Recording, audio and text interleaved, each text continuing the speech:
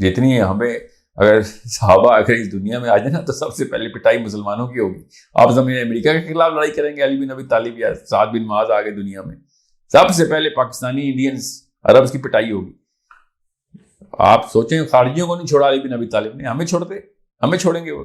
تم اصل میں تو تم ایک کینسر ہو جو دنیا کے اوپر اس طریقے سے اسلام کے خلاف سب سے بڑی سازش تو مسلمان ہے چلتا پھرتا. وہ ہالینڈ کو اور فرانس کے خلاف باتیں کرتے ہیں کہ اس نے نبی علیہ السلام کی توہین کی. سب سے بڑی توہین تو چلتا پھرتا مسلمان خود ہے نبی علیہ السلام کی. کر کیا رہا ہے وہ؟ اپنے محلے میں کسی کو نہیں بچا سکتا. ہر روز سینکڑوں مسلمان ذبح ہو رہے ہیں ہر روز کسی نہ کسی کونے میں, اور ہم لوگ بیٹھے ہوئے ہیں کہ نہیں وہ یہاں پہ میں نے اللہ کا ایک لاکٹ پہن لیا, میں اس جماعت میں ہوں, میں اس فرقے میں ہوں. شرم آنی چاہیے.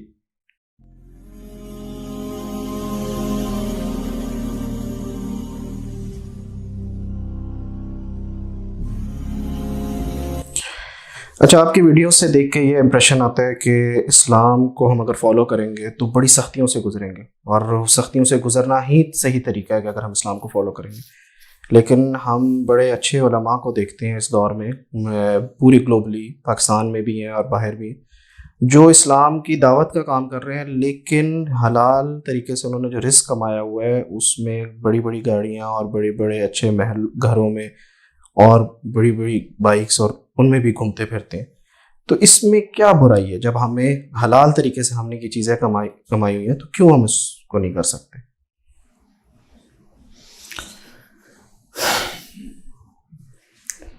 نبی علیہ السلام نے جب ارشاد فرمایا نا امت کے بارے میں, تو انہوں نے جسم کی مثال دی کہ امت میری جو ہے نا ایک جسم کی مانند ہے. جب ایک حصہ اس کا جسم کا تکلیف میں ہوتا ہے تو باقی کا حصہ کبھی بھی چین میں نہیں ہو سکتا. آپ کے پیر میں کے انگوٹھے میں بھی چوٹ لگی ہوئی ہونا تو باقی کا پورا جسم اضطراب میں ہوتا ہے.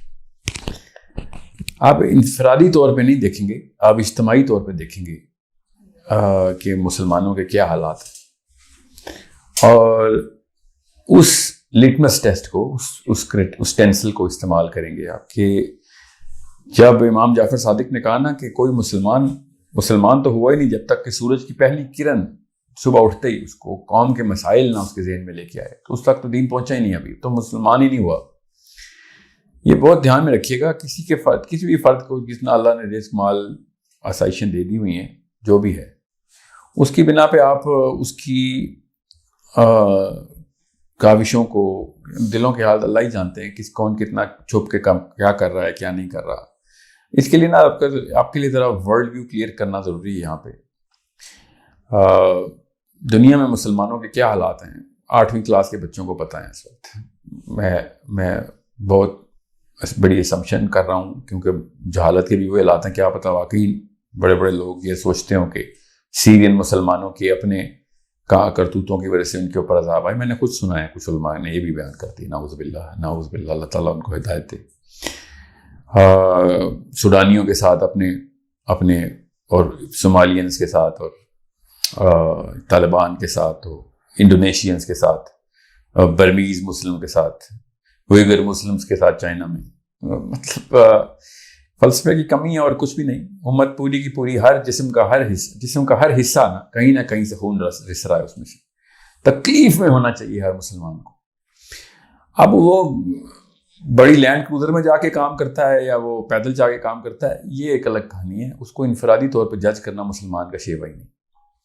اگر وہ لینڈ کروزر میں جا کے کام کر رہا ہے, دین کے کام کر رہا ہے, تو کوئی مسئلہ نہیں. کام کرنا چاہیے اس کو. روز صبح اٹھ کے اپنے 24 گھنٹے میں سے زیادہ تر حصہ اس کو ایسے کاموں کی طرف اپنی رخ جو ہے وہ اللہ کے دین کی طرف اس نے مرکوز کیا ہوا ہے. کہ امت کا اس وقت کا مسئلہ بچاؤ.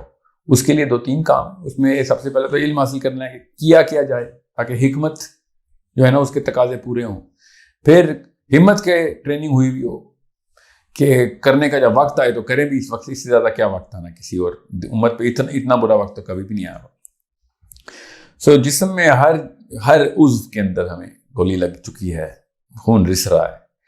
اب بس اس کا فلٹر بس آسان تھا ہی لگائیں کہ نبی علیہ السلام اگر آج تشریف لے آئیں تو کیا کریں گے, وہ کس طریقے سے وہ ترتیب بنائیں گے امت کی, اور کیا کیا کام شروع کریں گے. کیا کوئی ایک دن میں چھٹی لے سکتا ہے مسلمان؟